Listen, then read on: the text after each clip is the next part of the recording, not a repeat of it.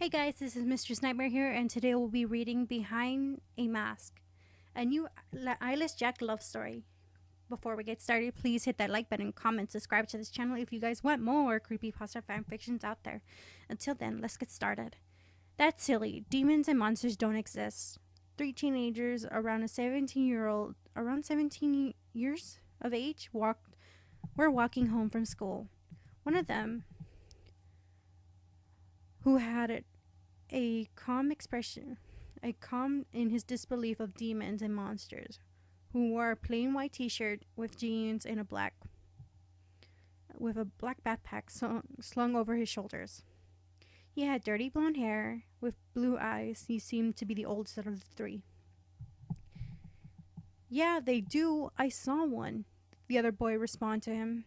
This boy was a little bit shorter than his friend. He had a dark brown hair with bright or beaming blue eyes, was dressed in black pants and a gray sweater. "Don't pretend you don't believe in them just because it's a scary thought, Luke." "Yes, Ethan, it's scary. It's a scary thought, so I rather just ignore it and think about happier things." The final member of the trio, she was an inch shorter of the two than Ethan and had curly blonde hair that fell past her shoulders. She was dressed in an outfit most likely in greens and browns, which went with her green eyes. "But Penny," Ethan responded to her, "it isn't that scary, but interesting." Ethan had always been interested in the existence of demons, not mentioning wanting to mess with them. He just found it interesting that creatures could live that sulk around the city with the other half of the population that do not believe their existence. I wanted to learn more about them.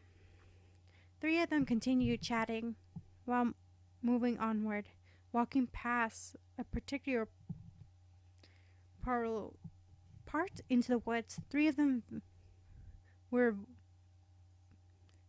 voicing shades of yellow and red. It was quite beautiful. It was autumn. In the forest, it was breathtaking, a beautiful sight to behold. They continued their conversation about demons and creatures as they made their way towards their homes. "How can you say that? They're real. When are you never going to stop talking about with any of them?" Luke asked a bit arrogantly. How do you even know they can even talk?" "Well, I never met one," Ethan said. "And I hope you never do."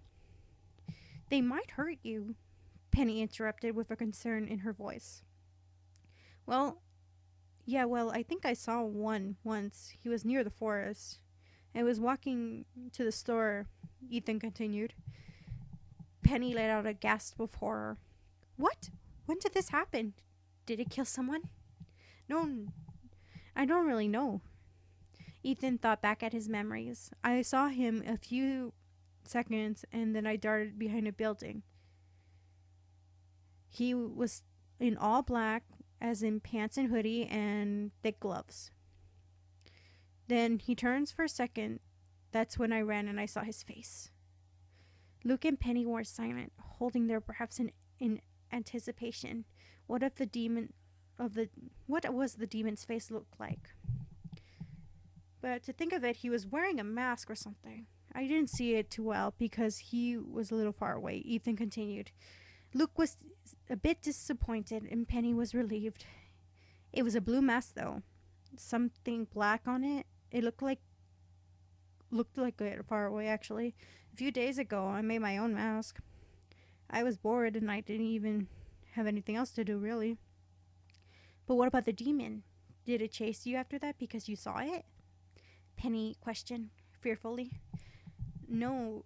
After a few minutes hiding behind the building, I went out from behind and he was gone." "I think he went into the forest." Ethan looked forward in the dense trees. "Well, remind me not to go into the forest anytime soon." Penny shuddered and moved further from the forest.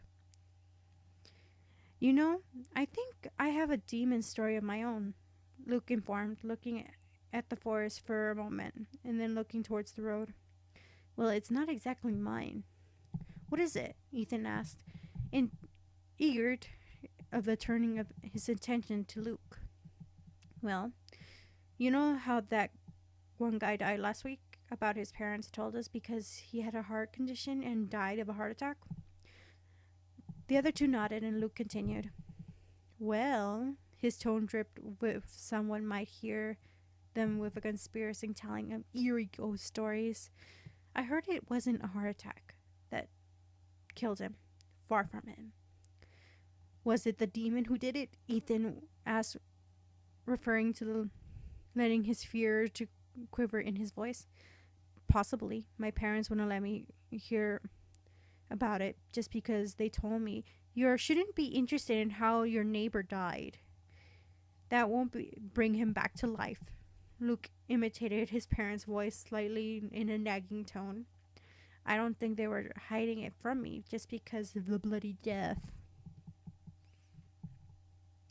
Just because they don't want you to read about the death doesn't mean it wasn't sinister, Penny informed him, not liking the idea of someone brutally murdered by a demon in their own town.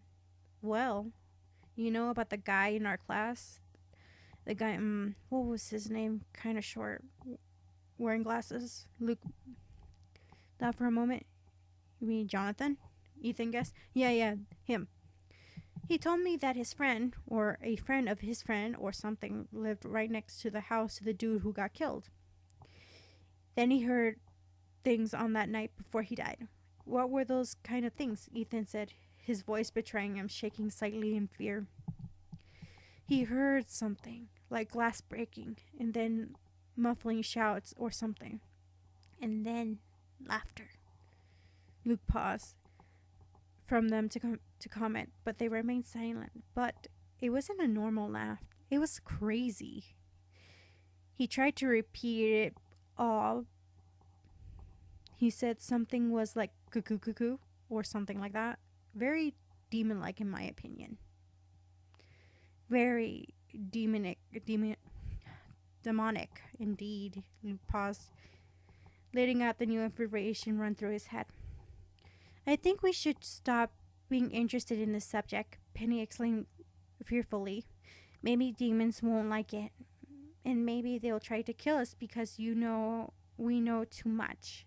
She scooted closer to Ethan, walking slightly and faster. Hey, we're only in high school. What harm can we do to them? Ethan reassured. I don't think they see us as much as a threat. Now, if we were adults with guns, that's another story. I guess so, she trailed off into the distance.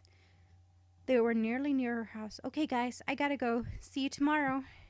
She brushed off from the sidewalk and walked towards her house, waving at them before turning away. They waved back and continued on their own. Dude, she's cute. You should ask her out. Luke deadpan. What? How and why did you change the subject from killer demons to that? Ethan explained in shock and a touch of embarrassment. Well, I think she likes you, he nudged. Luke nudged him in the arm. And I have a feeling that you like her as well. Huh? What? Ethan looked forward, blushing slightly. Well, if you think she's cute, then why don't you ask her out? Well, I would, but then you'll get jealous. Luke said, laughing. Ethan was silent, not knowing how to respond to that. Ha! Luke pointed and propelled himself on the shoulder while walking a bit faster than off the trail to his own house. Later, dude. Ethan waved him goodbye, still a little stunned. Then he walked on his own towards his house. He looked at the trees, then noticed a large gap between them. A path. It looked like not many people used it or tended to it. It was almost unrecognizable itself. He thought for a moment. It was Friday. He didn't have homework, and if this path was longer than it affected his various schedule as much, he walked off the sidewalk and walked into the path. Almost immediately, he was glad to choose to walk on it. Surrounded by trees, beautiful in red and yellow hues of the flora or forest trees, they were magnificent. Really gave out one of the fall's feeling here. Squirrels, creatures scurried around, scavenging for berries and looking for food. As he looked around, clouds looming over the sun, light pouring over them, the trees shining down. Ethan covered his eyes momentarily and noticed something dead laying in the grounds. Something grimy? He stopped and looked over, wondering what it was in the forest. Probably a shine like it did. Ethan walked over and looked down at the object. Still not seeing what it is, he nudged it with his foot. Seeing what it is, he grew more curious. It was empty. A wine glass. But out here in the forest? He looked up, wondering where it came from. Ethan grew more curious. As he saw a large boulder ahead. It looked like it's been split in half by something powerful, a force of nature long ago. And the crack right between the middle, a small rock covered parts of the crack on the ground, and something was dripping from behind it. Curiously compelling him, Ethan walked towards it and crouched down. A substance that unappealing by coming from the small rock. While behind the rock, he reached down and pushed it aside with little trouble. And then, looking what it was behind him, a crack grew wider near the ground, a small, complex-like shape. There were items down there as well. There were quite a few items, including a half bottle that would look like wine, a bowl scrunch, and covered in old stains. And the source was dripping from the smell. A large, bloody knife. Ethan backed up, a little surprised, not knowing what he stumbled upon. And quite frankly, he didn't want it to know. He was about to cover up the crack with a rock and completely forget about it, and something else caused his curiosity to grow. Laying nearby the rock was a small complexion of a large book. It was in the shadows. It had seen the details on it, but somehow Ethan knew that something odd was about it. He reached in carefully, not touching the bloody knife, and grabbed it. Then he pulled it out. He was certain there was something special about it. It was an old tome, seemed ancient. It was covered in fades of dark blue and some skin leathered. Interesting in the cover, there was an odd symbol designed in silver. Surrounding what is behind the burn marks, inspecting the enchanting rapidly, he opened the book carefully, not to rip the thin, yellow pages. Turning the pages directly and studied it. The text seemed to be in a different language, which one he'd never seen before. It didn't seem to be English, of course, or Japanese, or Arabic, Dutch, and Russian, or anything really. However, the mixing meaning next to the odd text, someone had written notes there. This was a language different from one used. It seemed to be Latin. He assumed that these notes must be translated. Translation that made it an odd text. Ethan kept looking through the pages, despite not being able to understand them. He quickly stopped when a gust of wind shook past the trees, catching his attention. He quickly pushed the rock back in its place, covering up the completion, and next the items it held. Ethan stood up and walked back the path, continuing onward home with the ancient tome in his arms.